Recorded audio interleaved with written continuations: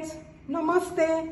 विनास kitchen में मारा subscribers अने व्यूवर्स ने मारी यूट्यूब चैनल पर नवा विडियोज माटे स्वागत छे।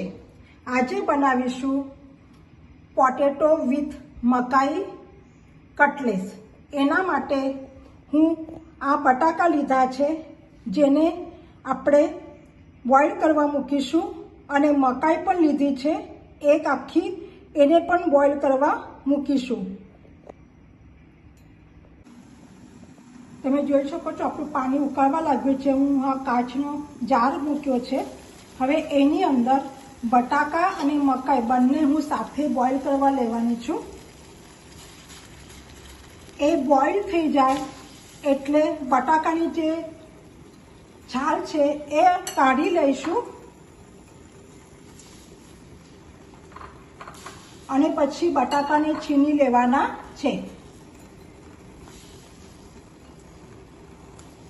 તમે જોઈ શકો છો આપણા બટાકા બોઇલ કરવા મૂકી દીધા છે। હવે એને આપણે બોઇલ થયા પછી નિતારી લઈશું અને ગેસની ફ્લેમ બંધ કરીશું। તમે જોઈ શકો છો મારા જે બટાકા હતા અને મકાઈ હતી એ હવે બોઇલ થઈ ગઈ છે। હવે આ સ્ટેજે હું ગેસની ફ્લેમ બંધ કરું છું અને પછી એને નિતારી ઠંડા થઈ જાય પછી ઉપરની છાલ કાઢીને એને હું કીસી લઈશ અને જે મકાઈ છે એના હું દાણા કાઢી લઈશ। હું બટાકાના જે છાલ હતી એ કાઢી લીધી છે। હવે એને હું છીણી લઉં છું। બધા જે મારા બટાકા છે એને હું છીણી લઉં છું।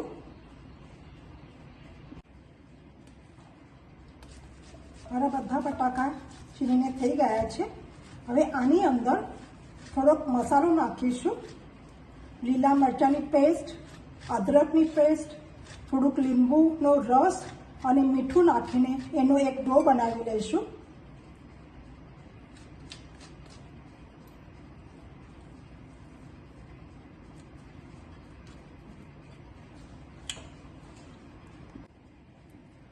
હવે હું આ 1 ટેબલસ્પૂન લીધું છે તો હું 1 ટીએસપી આના અંદર અદરક, 1 ટીએસપી આના અંદર મરચાંનું પેસ્ટ, પછી થોડોક મીઠું નાખું છું। મસાલાની અંદર પણ સ્ટફિંગમાં પણ આવવાનું છે મીઠું તો થોડુંક ઓછું નાખીશું આની અંદર અને લીંબુનો રસ નાખીશું આના અંદર।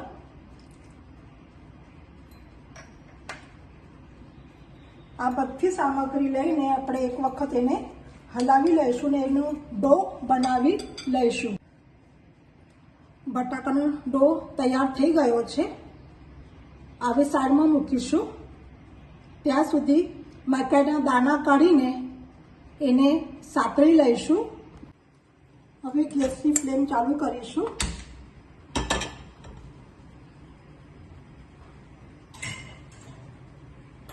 એની અંદર 2 ટેબલસ્પૂન તેલ નાખીશું।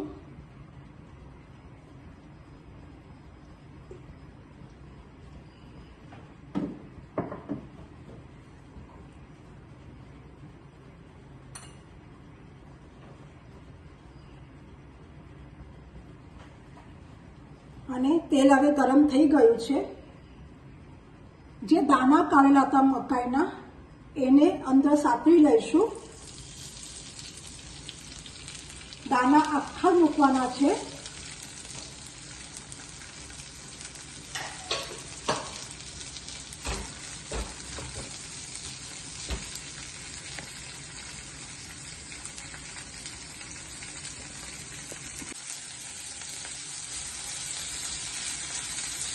હું વ્યવસ્થિત રીતે સાતળી લઉં છું। જો તમે દાણા આ મોટા લાગે તો તમે ખાલી પોટ ઉપર એક વખત ફરાઈ લેશો તો થોડાક એના કટકા થઈ જશે। ઘણી વખત એવું થાય છે કે મોટા નથી ગમતા ખાવા માટે તો તમે એનો પોઝ કરીને મિક્સરની પર થોડા ધીરે રહીને ક્રશ કરી શકો છો. વધારે પડતા નથી કરવાના, એનો લોચો નથી કરવાનો. હવે આ સ્ટેજમાં બધી વસ્તુ નાખીશું. એના અંદર હું હવે ગેસની ફ્લેમ થોડીશી સ્લો કરું છું, મીડિયમ ઉપર. તો આના અંદર હું મસાલો નાખું છું. આ બધાની જે છે એ બધું જ હું ડિસ્ક્રિપ્શનમાં આપી દીધું છે. કોપરાનો છીણ છે, તલ છે,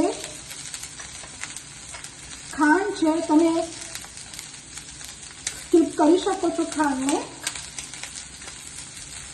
મીઠું છે, મીઠું તમે થોડુંક ઓછું નાખો, કારણ કે ઓલરેડી બટાકાના માવાની અંદર નાખેલું છે મીઠું. હું આ સ્ટેજમાં ગેસની ફ્લેમ થોડી સ્લો કરું છું. અને અદરક લસણની પેસ્ટ છે, થોડોક અડધો લસણ હું બટાકાની માવાના પણ નાખેલું હતું, તો થોડુંક આના અંદર હું ઓછું નાખ્યું છે આના અંદર. અને આ બધું મિક્સ વ્યવસ્થિત થઈ જાય. જો તમને આ જો સ્ટફિંગ છે એ તમને કોરું લાગતું હશે તો તમે આ ઠંડુ થયા પછી એક વખત મિક્સરમાં ફરાવી શકો છો, જેથી થોડું ઓછું કોરું લાગશે તમને. હવે હું આના અંદર ધાણા નાખું છું. ઓલવેઝ ધાણા મને વધારે પડતા ગમતા હોય છે, તો હું વધારે નાખું છું ધાણા આના અંદર. પણ તમે તમારા પ્રમાણે નાખી શકો છો. હવે આ સ્ટેજ ઉપર બધું સંતાઈ ગયું છે. અને હવે હું ગેસની ફ્લેમ બંધ કરું છું.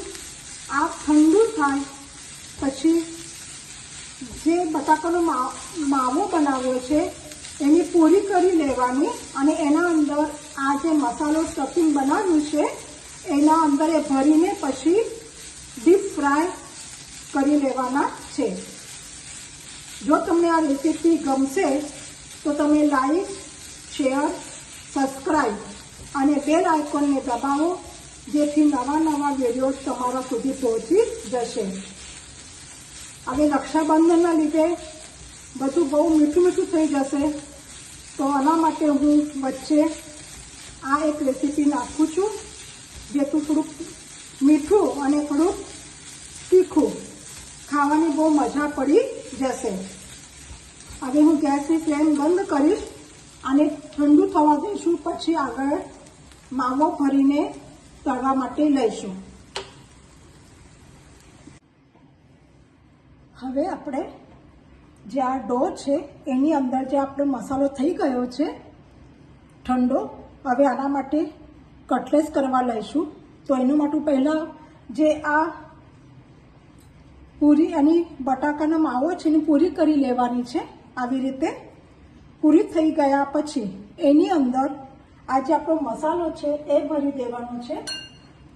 એક ચમચીથી મદદથી આ લેવાનો છે.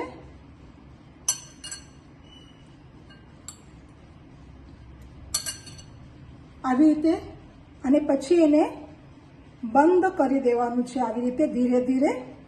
જો તમારો બટાટો વધારે પડતો એકદમ નરમ થઈ જાય પાણીવાળો, તો તમે એની અંદર બ્રેડ નાખી શકો છો, અથવા બ્રેડ ક્રમ્સ હોય એ નાખી શકો છો. એવી રીતે કરીને તમને આ જે બટાટાનો માવો છે એ તમને થોડોક ફિટ કરવો પડશે, એટલે ઘટ્ટ કરવો પડશે. જો તમે નહીં કરો તો તમારા આવી રીતે ફાટી જશે. તો એના માટે તમે થોડુંક આ ઉપરથી તમે લગાડી શકો છો, પણ વ્યવસ્થિત લગાડો, અદરવાઇઝ તમારું આ નીકળી જશે. હું તમને આ એક ડેમો આપું છું, પણ મારો જે માવો છે એ ઘટ્ટ થઈ ગયો છે. હું તમને આ ડેમો આપી રહી છું. જો આવું થાય તો તમે કરી શકો છો આવી રીતે. તો હવે આવી રીતે આપણે બધા આ જે બટાકાના માવાના છે બધા આવી પેટીસ કરી લઈશું. અને પછી છેલ્લા આ થઈ ગયા પછી જે આ ટોસ્ટનો ભૂકો હું કરેલો છે એ ટોસ્ટની ભૂકાની અંદર એને કોટિંગ કરીને પછી તમે એને તળી લો છો, અથવા ડીપ ફ્રાય કરો અથવા શેલો ફ્રાય, બંને તમે કરી શકો છો. તમે ગમે તે આ એક તમે એને શેપ આપી શકો છો. હું હાથથી રાઉન્ડ શેપ જ આપવાની છું.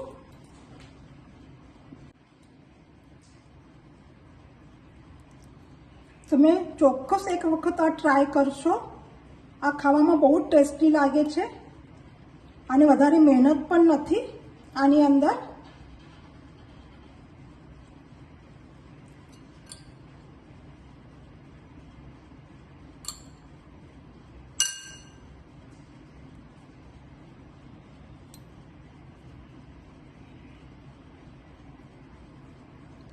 જોઈ શકો છો તમે, થઈ ગયું. જો તમને એવી રીતે લાગતું હોય તો તમે થોડોક મસાલો અંદર ઓછો નાખો તો તમારા ફાટે પણ નહીં. અને જો તમારું બેટર થોડું પાતળું થઈ ગયું હોય તો તમને જે હું કીધું છે એવી રીતે તમે કરી શકો છો. આવી રીતે હું બધા બનાવી લેવાની છું. તમે નાના નાના બનાવશો તો પણ ચાલી જશે. તમે એને ડીપ ફ્રાય કે ફ્રાય કરી શકો છો.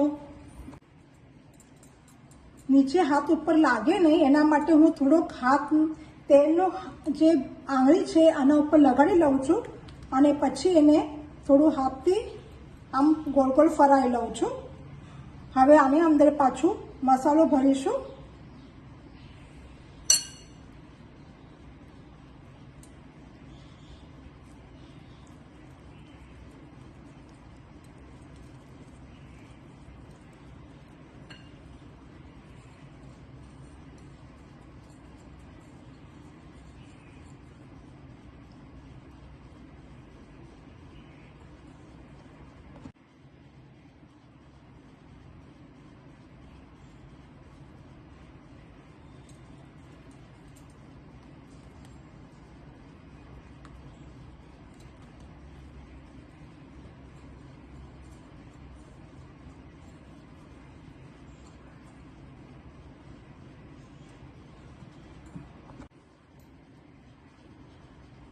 આપણું તેલ ગરમ થઈ ગયું છે. હવે એની અંદર આ જે કટલેસ છે એ નાખીશું. તમે ફ્રાય ડીપ ફ્રાય બંને કરી શકો છો.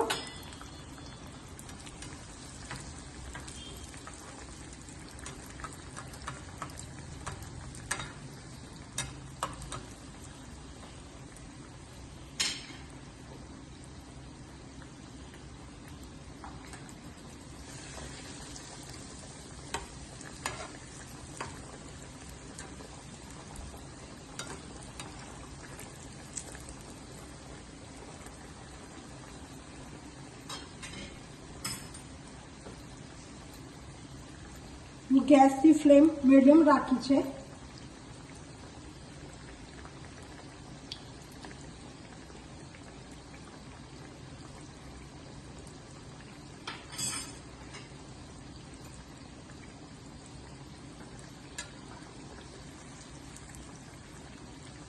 આ ખાવામાં બહુ ટેસ્ટી લાગે છે.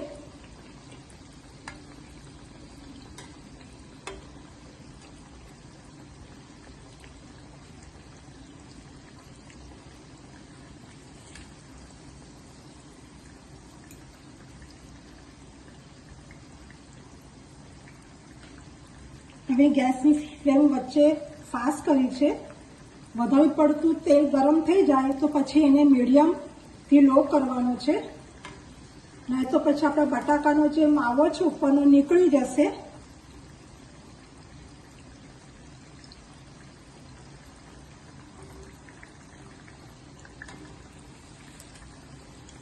એકદમ ઉપરથી ક્રિસ્પી થયા છે કારણ કે હું આની અંદર ટોસ્ટનો જે ભૂકો હોય છે એનાથી હું કોટિંગ કરેલું છે.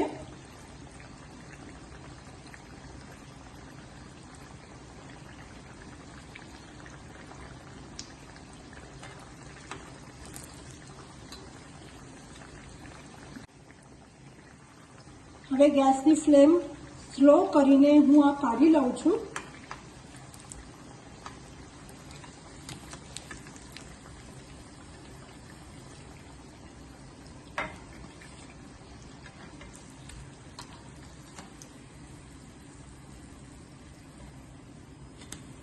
તમે જોઈ શકો છો. હવે હું બીજા નાખી રહું છું. ગેસની સ્લો અત્યારે રાખી છે. જ્યારે હું આ નાખું છું તેની અંદર ત્યારે ફરી એક વખત એને હું કોટિંગ કરી લઉં છું.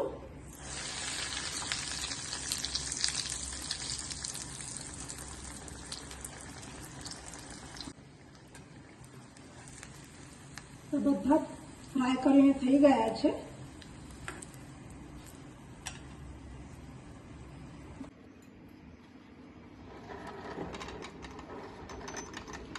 Thank you for watching.